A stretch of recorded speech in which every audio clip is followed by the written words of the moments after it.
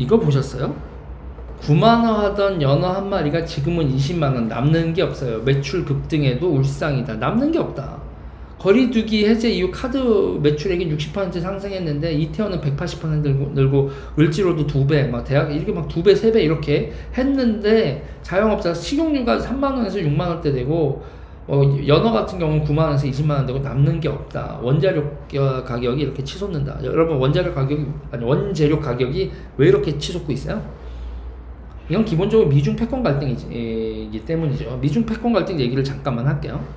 자, 미국의 화청이 블링컨의 폭풍 투기 전쟁 선언 같다. 이렇게 오늘도 중국하고 미국은 싸우고 있습니다. 그런데 있잖아요. 이거와 관련돼서 오늘 중요한 행보가 있어요.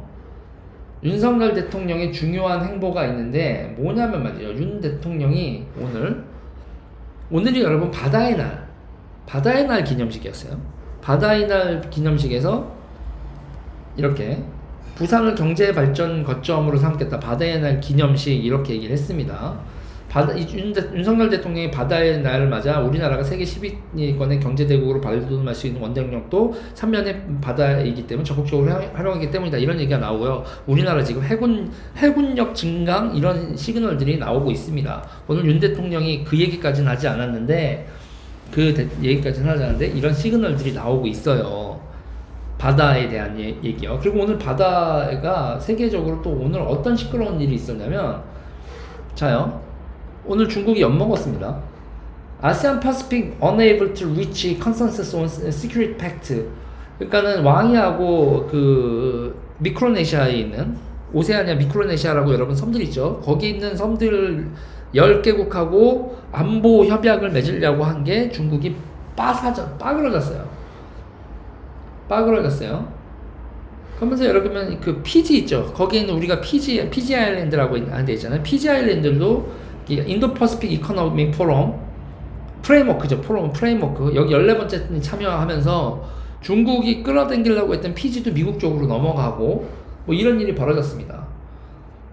그러면서 이제 저기서 이제 미크로네시아 쪽에서 얘기가 나온 게 그거란 말이에요. 이러다가 세계대전 나겠다. 이거 니네가 이거 우리 싸우는데 이거 세계대전 날 것 같아. 이거 우리는 좀 그런 것 같아. 이런 얘기가 나오고요. 이런 상황이에요.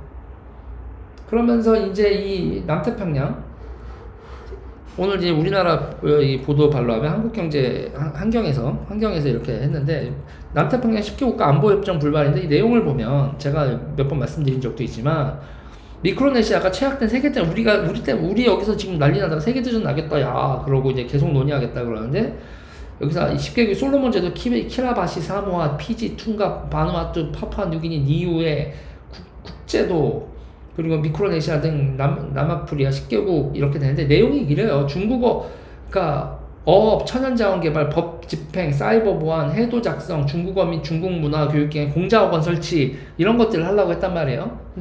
그런데 미국이 나서고 기타 등등 하면서 미국이 압박을 하면서 안 돼. 브로킹을 걸고 있는 거죠. 이게 여러분 지금 우리나라가 자꾸 그러니까 윤석열 대통령이 바다의 날 이런 행사 앤드 해군력 그리고 이 IPEF 그리고 한미일 안보협정 이런 것들에 대해서 계속 개정을 하는 이유가 지금 우리의 이해관계가 가지고 있는 이 스케일이 바다를 어떻게 지키느냐 바다와 연결되어 있는 우리의 국익을 어떻게 지키느냐의 이 얘기가 그냥 한반도를 넘어서서 전 세계적인 네트워크 속에서 다 벌어지고 있는 거예요. 그 여파로 여러분 이 세계적인 그러면 여러분 세계적으로 지금 이 물류기지들 항행로 이런 것들을 타고 이 분쟁이 나니까 그러니까 여러분 이런 일이 벌어지는 거란 말이에요. 연어가 9만 원에서 20만 원 되고 이러는 게 이 이유가 지금 전 세계적인 국제적인 갈등 때문에 그거의 여파로 이렇게 되고 있는 거란 얘기죠. 그리고 이제 이 가운데 여러분 이 가운데 우리가 어떤 포지션을 잡고 대한민국이 외교를 하느냐 이건 방향 정해졌어요. 윤석열 대통령은 미국하고 바다를 향해서 바다의 국가들 해양 국가들 영미의 자유민주주의 그 사고방식과 해역과 무역을 통해서 이익을 얻는 나라들의 연합에 우리도 참여해서 갈 수밖에 없는 거죠. 이제 난리가 날 겁니다, 여러분. 난리가 날 거예요. 그러면 여러분 중국 입장에서 우리나라 먹으려면 어떻게 돼요? 중국은 우리나라한테 여러분 인해전수수입니다. 인구. 중국 사람이 여러분 지금 150만 명 정도인데 지금 실질적으로 뭐 정식으로는 110 몇만 명 이런데 중국 사람도 우리나라에서 150만 명 정도라고 그래요. 왔다 갔다 하고 경제적 이해관계가 있는 사람들. 여러분 앞으로 20년 내에 중국이 여기다 1000만 명을 밀어놓으면 어떻게 되겠어요? 그리고 여러분 무슨 얘기까지 나오는지 아십니까? 중국이 우리나라에 대해서 패권을 먹기 위해서, 이건 어디까지 음모론적인 얘기지만 남녀 갈등을 부추겨서 대한민국의 출산율을 저하시키기 위해서 중국이 공작을 하는 거 아니냐? 이런 얘기도 나와요. 인구로 먹어버리려고 대한민국을. 곰곰이 생각해 봐야 됩니다. 그러니까 앞으로 지금 한동훈 법무부 장관이 이민청도 만들었잖아요. 그런 거 만든다 이렇게 얘기 나오고 있잖아요. 그 모든 게 여러분 우리의 공안이라는 게 단순히 북한의 간첩을 막는 거를 떠나서 대한민국을 어떻게 지켜내야 될까에 대해서 여러분 이민 정책까지 생각을 해야 되는 상황이에요. 이게 안보입니다. 이게 안보. 꼭 전쟁만 안보가 아니라. 그래서 여러분, 그래서 안티파라고 하는 거죠. 안티파 시스템 국제운동가 우리나라의 좌파들이 교류하는 건 맞고, 그 안티파를 중국이 후원하는 것도 맞단 말이에요. 박근혜 탄핵 때 그 안티파 이렇게 깃발을 내놓은 거. 그래서 이런 얘기하면 트럼프주의자냐 뭐 이런 얘기하는데, 제가 트럼프주의자는 아닌 건 여러분 방송 오래 보셨으면 알겠고, 저는 안티파 운동은 중국의 영향하에 있는 게 맞다라는 얘기는, 그거를 뭐 트럼프가 얘기했다고 다 음모론이라고 얘기하지 말고, 안티파 운동이 자금이나 그들의 인적 구성이나 한 행동 짓거리를 보면 중국하고 관계가 없다라고 얘기하는 게 좀 그렇지 않아? 라는 거죠. 그리고 이제 우리나라에서 벌어지는 여러 가지 정황들, 그리고 이제 그거에서 반사회적, 이 자유민주주의 국가의 반사회적인 집단들을 만들어내고 체제의 안정성을 무너뜨리는 여러 가지 공작들 당연히 있을 거고, 내가 중국 사람이라도 대한민국의 저출산은 이 새끼들 이대로 10년 20년만 가면 우리가 인구로 먹어버릴 수 있겠는가? 초강력 인구 대국 아닙니까? 그럼 걔는 나도 때리겠어. SO님 감사하고요. 오토카지님 감사해요. 오토카지님 또 내가 또 인사 안 했다고 뭐라고 하면 안 돼. 오토카지님 감사하고 리얼리얼님 감사합니다. 특히 공자학원은 여러분 미국에서 스파이 기관으로 지명된 다음에 어떻게 했어요? 문 잠궈놓고 불질렀잖아요. 영사관, 그 중국 영사관하고 공자학원 같은데 여러분, 미국이 수사기관이 스파이 기관으로 지목한 다음에 서류 불태우는 거 연기 올라오고 난리도 아니었었잖아요. 그 공자학원을 여러분 너무너무 활기치고 활동하게 다투는 게 어디예요? 그게 우리나라잖아요. 그리고 중국 대사관에 직원이 지금 1000명이 넘는다는 거죠. 그리고 중국 대사관이 어떻게 되더라? 그 중에서 에이전시가 50%가 넘는다. 500명 이상의 사람들이 정보기관 쪽 에이전시 사람들이라, 공안이나 기타 등등의 첩보 활동하는 에이전시들이 일의 숫자를 그렇게 계속 엄청나게 늘려나간다. 미국 CIA나 기타 등등은 대한민국 예산도 없는데, 한국 알아서 해. 냉전도 끝났는데 우리도 예산 삭감. 그냥 서류나 정리하는 수준으로 한국 CIA가 축소가 되는데, 중국은 그대로 그냥 저 에이전시들이 몰려온다. 와우. 여러분, 이게 지금 바다를 둘러싼 세계 쟁패가 우리의 생활하고도 직결되고 우리나라의 일상하고도 엄청나게 직결된다라는 이 생각은 하셔야 됩니다, 여러분.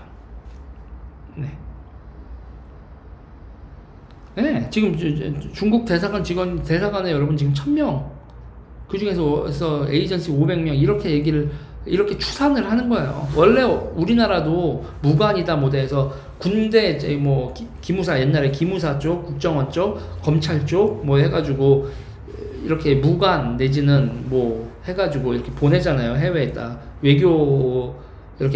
외교관을 이렇게 보내면서 그런 업무, 교류 협력 업무 플러스 정보 업무까지 하는 담당관들을 다 해외에 보내는 건 어느 나라나 다 하는 거거든요. 근데 중국은 그 규모가 우리나라 상대로 여러분 장난 아니지. 그러면서 여러분 그 중국이 여러분 그 중국 대사관과 그 근처에서 여러분 얼마나 쇼킹한 일이 벌어지고 있는지 한번 여러분 그거 보셨어요? 우리나라 그 명동 사건 어떻게 되는지 여러분 한번 보셨습니까?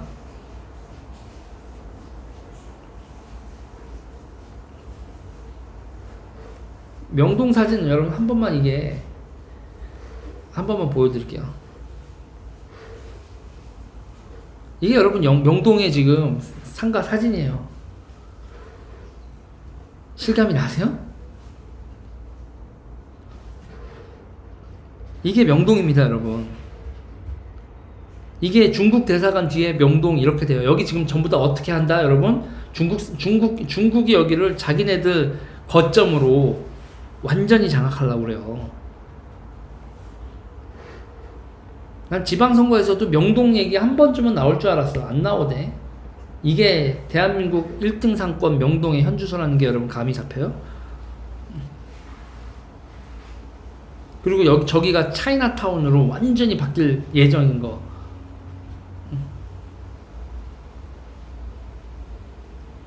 느낌이 오세요? 그리고 그래서 중국 학교, 중국 대사관, 그리고 그걸 통해서 여러분 대한민국 상권의 핵심인 명동 상권이 중국 쪽으로 넘어가 버린다. 저게 여러분 명동 상권을 중국인들이 저렇게 장악한다는 게 무슨 얘기냐면요, 여러분. 청일 전쟁 나고 뭐하고 하면서 중국이 우리나라에서 띵호와 왕서방들이요, 여러분. 왕서방 축출 140년 정도 만에 왕서방들이 명동을 다시 장악하는 겁니다. 컴백해서 다시 장악하는 거예요. 중국이 여러분 뭐라고요? 지난 100년을 다시 원상복귀 시키겠다. 대한민국 상권을 장악했었던 중국 상인들입니다, 여러분. 그들의 컴백을 선언하는 것 같은 걸 명동에서부터 시작하는 거라고요. 이게 여러분 음모론이요? 웃기고 자빠졌다. 이게 음모론이냐? 아우 병신 같은 것들 진짜. 아우 답답해. 이 얘기도 여기까지 할게요.